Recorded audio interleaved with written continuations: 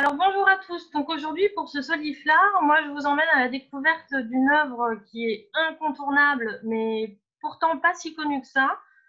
J'ai nommé le Talisman de Paul Sérusier qui a été peint en 1888, qui est un tableau qui est au musée d'Orsay, qui est de petite taille. Alors il est petit par sa taille, il fait 21,5 cm sur 27 cm, mais qui est très grand pour l'histoire de l'art. Alors, c'est un tableau, si on prend le temps de le regarder, qui est assez hypnotique, parce qu'on est happé par la couleur. C'est vraiment tout de suite ce qui va attirer notre regard. Ce sont des aplats de couleurs. On a le jaune, le vert, le bleu, on a le vermillon, et au fur et à mesure, notre regard va commencer à identifier ce qu'on a sous les yeux, c'est-à-dire un paysage. Et on va commencer à comprendre que sur le fond, eh bien, on a ici des branches, des arbres, on a un feuillage. Donc, on se trouve dans des bois. Dans le fond de ce bois se trouve, si je zoome ici, eh bien, vous avez une bâtisse qui est un moulin. Et sur le côté ici du moulin, sur la gauche, qui repart sur la gauche du tableau, eh bien, vous avez un chemin latéral qui est bordé d'arbres.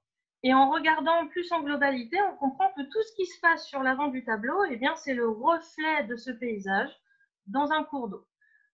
Moi, je pourrais même vous dire que dans le fond, c'est un moulin et que les arbres qui sont en alignement, ce sont des êtres. Et tout simplement, on est capable de l'identifier par plusieurs raisons. Tout simplement parce qu'en ayant des cartes postales de Pont-Aven, on arrive parfaitement, ici avec la carte postale, à voir la similitude du paysage de la carte postale avec le paysage peint par Sérusier, et notamment aussi parce que le premier titre de l'œuvre eh bien, était Paysage au bois d'amour. Et le bois d'amour est un bois qui se trouve juste à côté du village de Pont-Aven. Alors Pont-Aven est une ville à la fin du 19e siècle bretonne qui est extrêmement fréquentée par des artistes indépendants, autant français qu'étrangers, qui viennent chercher la peinture de paysage, le folklore, une vie assez accessible, hein, parce que c'est un village où il ne coûte pas très cher de venir vivre. Et Paul Sérusier fait partie de ces jeunes artistes, donc il a 24 ans, il est à l'Académie Julian, il est en recherche de modernité. C'est aussi, alors il a le statut de massier, c'est-à-dire qu'il est chef d'atelier, qui montre une certaine importance, hein, d'une certaine manière, il est un peu chef de file de cet atelier. Et il va aller à Pont-Aven parce qu'on a une effervescence qui commence à se mettre en place, et notamment parce qu'il y a un artiste qui souhaite absolument rencontrer, c'est Paul Gauguin. Alors Paul Gauguin se rend à Pont-Aven en 1888. C'est le deuxième séjour de Gauguin à Pont-Aven. Il est rejoint en été 1888 par Émile Bernard. Et ils vont, alors on sait qu'ils se tiennent un peu en retrait des autres artistes, ils vont séjourner à la pension Gloanec, mais surtout il y a une émulsion artistique et ils vont chercher une nouvelle manière de représenter. Gauguin est vraiment en recherche d'une rupture avec l'impressionnisme, une nouvelle manière de voir, et Sérusier veut apprendre de Paul Gauguin. Et on sait que le tableau du Talisman se fera et à Pont-Aven et en compagnie de Paul Gauguin, parce que Sérusier nous le dit à l'arrière du tableau. Ici, vous avez cette note où Paul Sérusier écrit « Fait en octobre 1888 sous la direction de Gauguin par Paul Sérusier à Pont-Aven ». Ça veut dire que c'est une toile qui va prendre une toile. C'est un panneau de bois, donc c'est une œuvre qui va prendre toute son importance parce que Gauguin est aussi présent et Gauguin va transmettre cette modernité qui lui est chère aussi à cette époque-là. Cette même année, Paul Gauguin peint la vision après le serment ou lutte de Jacob avec l'ange. Cette même année, et là on voit que Gauguin est dans quelque chose de nouveau, c'est ce qu'on va appeler le synthétisme, hein. C'est un mouvement qu'il va vraiment mettre en œuvre, une manière de peindre qu'il met en œuvre avec Émile Bernard. Il y a vraiment un travail assez puissant entre les deux artistes. Et le synthétisme, c'est le rejet de la peinture académique. C'est aussi une recherche d'une nouvelle réalité avec vraiment comme idée fondamentale l'aplat des couleurs. On cerne les formes et surtout, on ne met pas d'ombre. Il n'y a pas de profondeur, il n'y a pas de perspective. Alors, pour me dire, au niveau des coiffes, il y en a un petit peu, mais en soi, il y a ce jeu aussi des couleurs avec cette palette, ce sol rouge qui paraît complètement irréel sur cette œuvre. Et Gauguin, ici, nous montre, alors on a sur l'avant ces bretonnes en tenue traditionnelle, où on voit les coiffes qui sont bien cernées avec le blanc à l'intérieur. Vous avez cette branche, ou en tout cas ce pommier, cet arbre qui vient couper en deux, un peu à la manière estampe japonaise, le tableau en deux, et ce qui va créer une séparation entre le côté où on voit les bretonnes, qui est la partie réelle, et l'autre côté où on voit cette lutte entre l'ange et Jacob, qui est véritablement un récit biblique. Donc, on a ce lien entre réel et irréel. Donc, le synthétisme, ça va être un mélange de toutes ces idées-là, et Gauguin va même amener l'imaginaire, va amener le religieux, le mystère, en tout cas dans cette manière de peindre. Et c'est exactement l'enseignement qu'on va retrouver sur ce talisman. D'ailleurs, pour certains spécialistes, le talisman est considéré comme étant le premier paysage synthétique. Alors, on n'a pas, nous, aujourd'hui, de témoignages vraiment restants pour nous expliquer ce qui s'est passé lors de cette rencontre, parce qu'on sait que les deux hommes vont correspondre, que la première rencontre entre Sérusier et Gauguin va être assez difficile. Sérusier trouve que Gauguin est très difficile, personnage assez insupportable. Mais au fur et à mesure, il va s'habituer à Gauguin parce qu'ils vont, l'année suivante, en 1889, se retrouver pour continuer à travailler ensemble.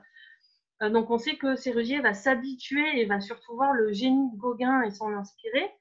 Mais un autre membre du groupe Nabi, qui est le groupe d'amis dont fait partie Paul Sérusier, qui est Maurice Denis, va lui théoriser tout ça, raconter, et il nous dit que les propos de Gauguin auraient été envers Sérusier au moment de peindre ce panneau.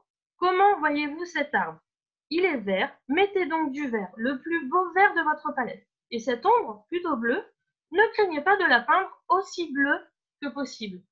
Donc, on a vraiment cette idée de se détacher des impressionnistes, de se détacher du réel, de le dépasser et aussi de le sublimer. Et de ne pas hésiter à aller justement chercher quelque chose de beaucoup plus personnel. C'est ce que Claire Bernardi, qui est conservatrice au musée d'Orsay, appellera une lecture hallucinatoire de la réalité. C'est-à-dire que l'artiste va pouvoir pousser sa vision et accentuer ce qu'il voit. Et cette œuvre, eh bien, elle est assez déroutante parce qu'elle met en avant toutes ces idées. Mais ce qui est aussi important, c'est que dans la carrière de Sérusier, c'est une œuvre qui va être un tournant, un virage à 360 degrés, parce que quelques semaines ou quelques mois avant, eh bien, voici le tableau qu'il réalise. Donc c'est un intérieur breton, c'est une scène de genre, c'est dans une veine naturaliste. C'est vraiment ce qu'on trouve de la part des artistes qui viennent peindre en Bretagne. Et c'est véritablement un virage. Il n'y a rien à voir entre les deux œuvres. Donc on voit que Sérusier va vraiment prendre cet enseignement et partir vers une toute autre recherche artistique. Il prend donc son petit panneau de bois sous le bras, il le remonte à Paris, il le montre à ses camarades nabis, et le nabi qui est appelé le nabi à la barbe rutilante, c'est-à-dire Sérusier, va montrer cette œuvre qui va être assimilée par les artistes nabis, qui vont se retrouver le samedi dans le temple, donc c'était l'atelier de Ronson, un autre nabi, et va être présentée. Et on va voir qu'on va on va complètement assimiler cet enseignement de Gauguin, c'est-à-dire que Sérusier devient un passeur, un transmetteur d'une nouvelle vision. Et encore une fois, Maurice Denis, quand il va parler de la manière de peindre des nabis et de tout cet enseignement qui découle du talisman, eh bien, il parle d'être libéré de toutes les entraves que l'idée de copier appartenait à nos instincts de peintre. Et un petit peu plus tard, il écrira dans les théories vraiment cette idée propre à la peinture moderne qui est en train de se mettre en place est propre au Nabis. Il écrit « Se rappeler qu'un tableau, avant d'être un cheval de bataille, une femme nue ou une quelconque anecdote, est essentiellement une surface plane, recouverte de couleurs en un certain ordre, assemblée. » C'est exactement ce qu'est le talisman.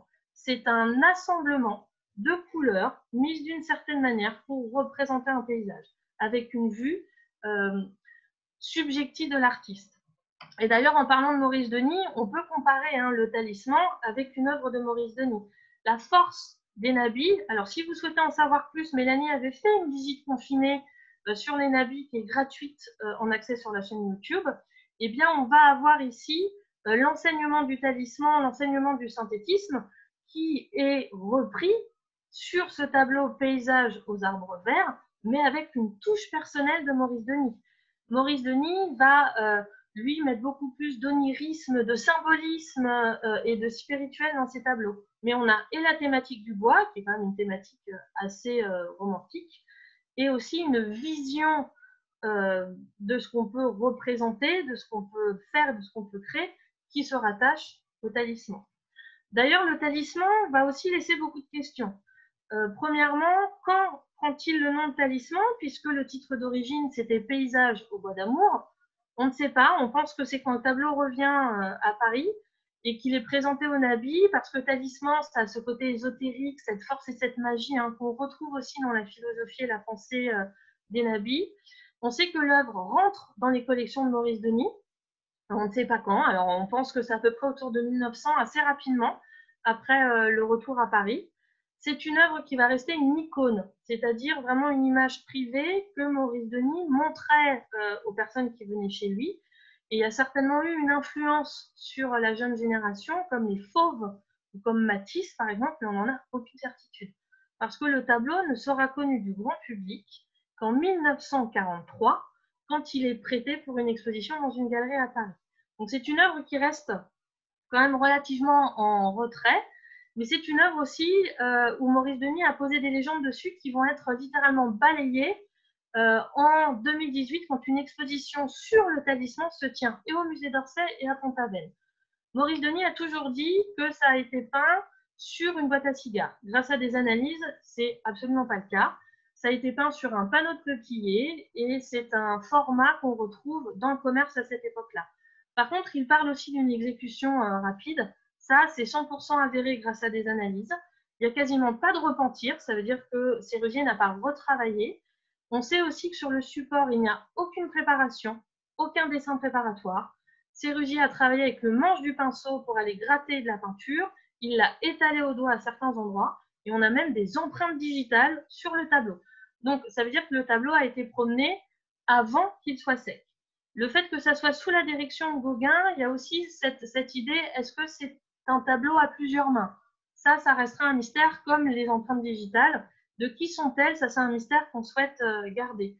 Mais c'est une œuvre qui va vraiment faire office de tournant dans la carrière de Sérusier, puisqu'à la fin de sa vie, il décède en 1927, il part vraiment sur une manière de penser et une manière de peindre assez mathématique, sur des idées de calcul, et on part complètement sur de l'abstraction, et il se considère comme précurseur de l'abstraction, il le laisse dans ses écrits en 1921, mais surtout, le talisman va être et un changement dans la manière de peindre de Sérusier et dans sa carrière, et surtout un changement dans la vision de l'art, justement en 1888.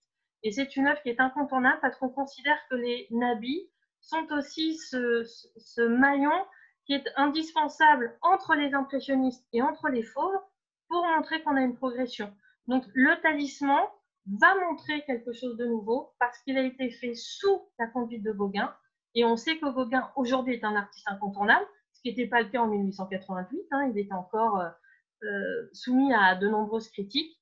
Et parce que poser des aplats de couleurs pour composer un espace, c'est ce qu'on va retrouver ensuite dans l'art abstrait. Donc voilà tout ce que contient ce petit tableau, tout ce qui nous permet de transmettre et de savoir. Donc, c'est ici que s'arrête cette présentation. Et je voudrais juste vous faire un rappel des prochains rendez-vous. Donc, je laisserai la parole à Mélanie pour le cycle Femmes sur les femmes rejetées ce dimanche. Elle reviendra mardi 1er décembre sur la thématique le Théâtre du Pouvoir. Et moi, je vous donne rendez-vous jeudi 3 décembre pour découvrir l'œuvre d'Alphonse Mucha. Je vous souhaite une très bonne journée et n'hésitez pas à nous retrouver sur nos réseaux sociaux.